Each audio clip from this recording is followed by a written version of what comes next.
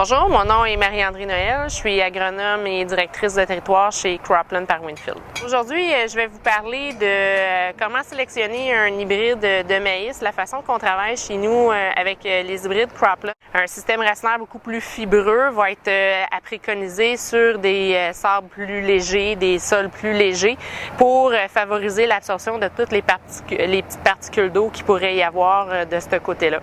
Ensuite de ça, au niveau des sols plus lourds, les argiles, on va préconiser davantage les hybrides de maïs avec une racine qui va être pénétrante, descendre en profondeur et éviter ainsi les problèmes de verse qu'on pourrait rencontrer. Chez Cropland, on a décidé de répertorier à ce moment-là tous les hybrides en fonction de sa réponse à la population ou de sa réponse à l'azote. Sur l'axe à l'horizontale, vous avez la réponse à l'azote et sur l'axe à la verticale, la réponse à la population.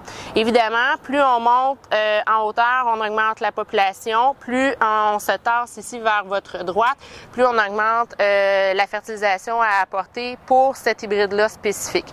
Si on regarde 37-37, un exemple rapide, on se retrouve dans le coin supérieur droit, ici en haut, ce qui mentionne que c'est un hybride pour aller maximiser son potentiel de rendement, qu'on doit pousser davantage un petit peu la population sur le produit et qu'on doit aussi augmenter au niveau de l'apport azoté. Pour l'hybride 3699, vous voyez sur l'axe à l'horizontale, la réponse à l'azote. Une réponse faible, moyenne ou élevée. Et après ça, vous voyez la réponse à la population avec une réponse faible, moyenne ou élevée. Comparativement à l'hybride qui est dans la même gamme de maturité que 3737, vous voyez ici que c'est un hybride qui a besoin d'une population un petit peu moins élevée pour aller maximiser son rendement.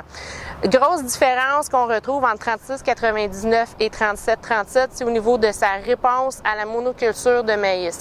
La réponse à la monoculture de maïs est une nouvelle donnée qu'on publicise et qu'on vulgarise au niveau des agriculteurs pour aider à faire leur choix de maïs cette année. Donc, réponse à la monoculture de maïs, quand vous voyez une cote de 9 sur 9 dans le guide de semis, c'est que tu as une bonne réponse à la monoculture. Donc, les hybrides à privilégier.